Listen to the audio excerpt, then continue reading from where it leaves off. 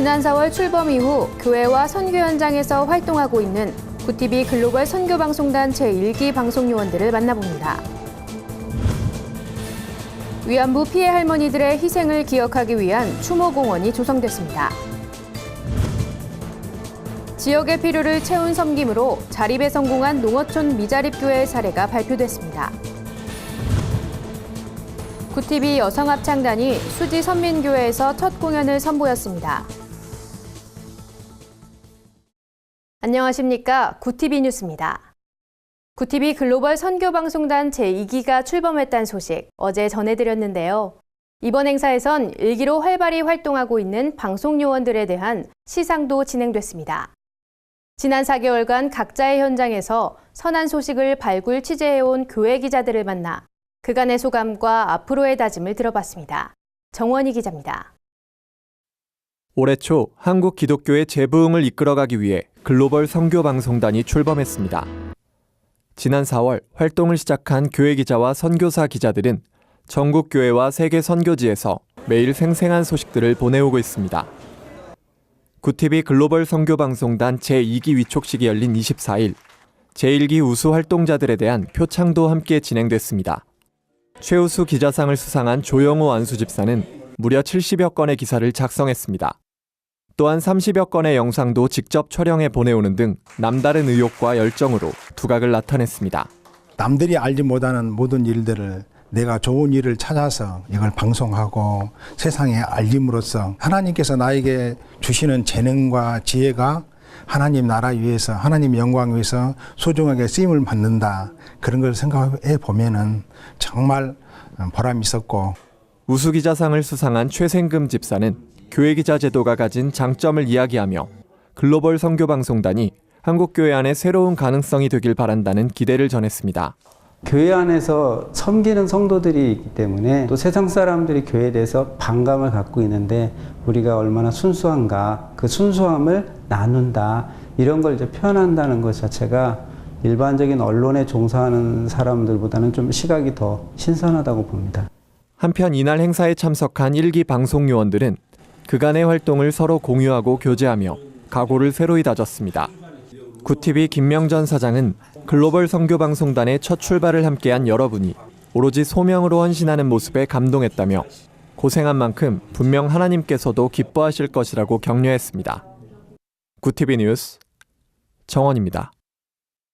위안부 피해 할머니들의 아픔을 기억하고 치욕스러운 역사를 되풀이하지 않기 위해 시민들이 일본군 위안부 기억의 터 추모공원을 조성했습니다.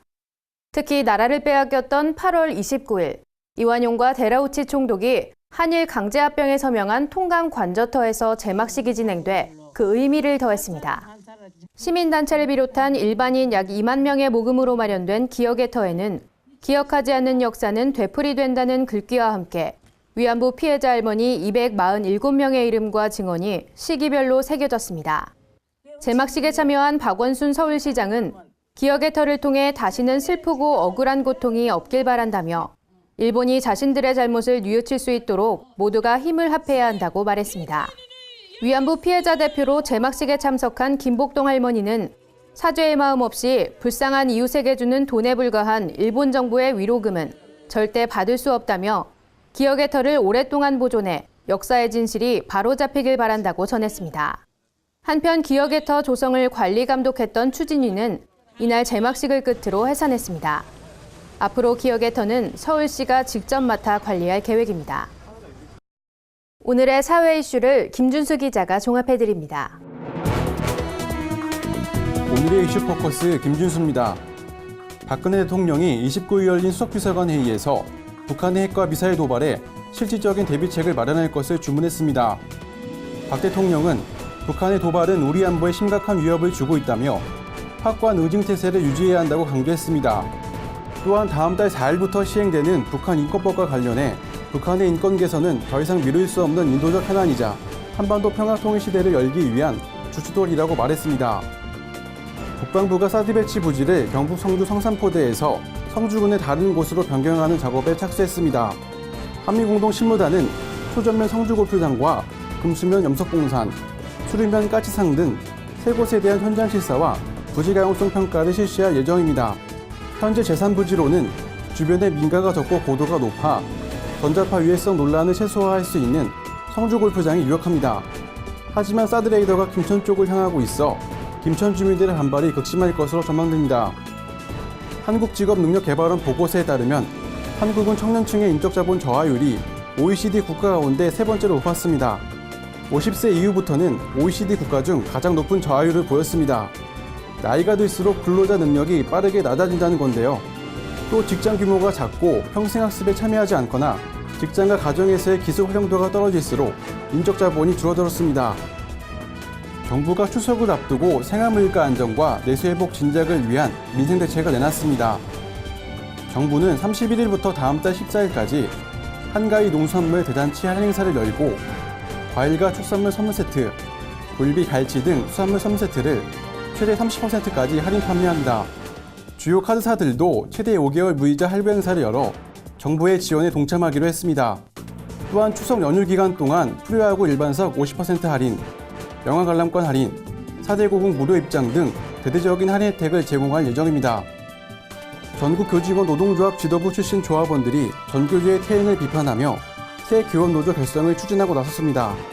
교육노동운동 재편 모임은 29일 성명을 발표하고 전교조의 초심을 되살려 교사, 학생, 학부모와 진정으로 소통하고 모두가 성공하는 교육을 이뤄내기 위해 헌신하겠다고 밝혔습니다. 이에 대해 전교조는 이번 모임을 추진하는 분들은 2014년 위원장 선거에서 떨어졌던 분들이라며 마치 전교조가 분해되는 것처럼 외부에서 언론 플레이를 하고 있다고 주장했습니다. 구TV 뉴스 김윤수입니다. 대한예수교 장로회 합동이 미자립교회 교역자를 위한 콘퍼런스를 개최했습니다. 이번 콘퍼런스에선 지역의 필요를 채운 섬김으로 자립에 성공한 미자립교회의 사례가 발표돼 참가자들의 관심을 모았습니다. 보도에 김준수 기자입니다. 27년간 진안군 배넘실 마을에서 목회를 해온 이춘식 목사. 마을을 섬길 수 있는 방법을 찾다가 농촌 지도자가 되어 마을의 발전을 주도하고 있습니다. 이 목사가 온전히 농촌 목회에 집중할 수 있었던 배경에는 10년 동안 이어진 김관선 목사와 산정현 교회의 꾸준한 후원이 있었습니다.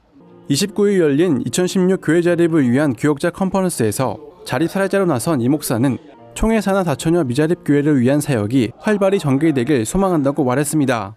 투철한 사명감을 가진 교회부터 우선 집중과 선택을 해서 힘을 모아주면 그 교회가 모델로 해서 전체를 이렇게 부흥시킬 수 있지 않겠느냐. 진주에서 목회를 하고 있는 박철호 목사는 음주와 엠투로 대표되는 지역 대학 문화의 안타까움을 느껴 지난 2011년 노회의 지원을 받아 경상대학교 근처에 교회를 개척했습니다. 박 목사는 모든 과의 기도 모임을 세워 대학 문화를 바꾸는 것이 비전이라며 청년들의 신앙 성숙을 돕고 싶다고 말했습니다. 예장합동은 지난 2011년부터 미자립 교회를 돕기 위해 각 지역 노회를 중심으로 목회자 생활비 지원, 교회 자립 지원, 은퇴 후 지원 사업 등을 실시하고 있습니다. 구TV 뉴스 김윤수입니다. 구TV가 찬양 선교 활성화를 위해 창단한 구TV 여성합창단이 선교방송 회원교회인 수지선민교회에서 첫 공연을 선보였습니다. 합창단이 선사한 멋진 화음은 성도들로부터 뜨거운 호응을 얻었습니다.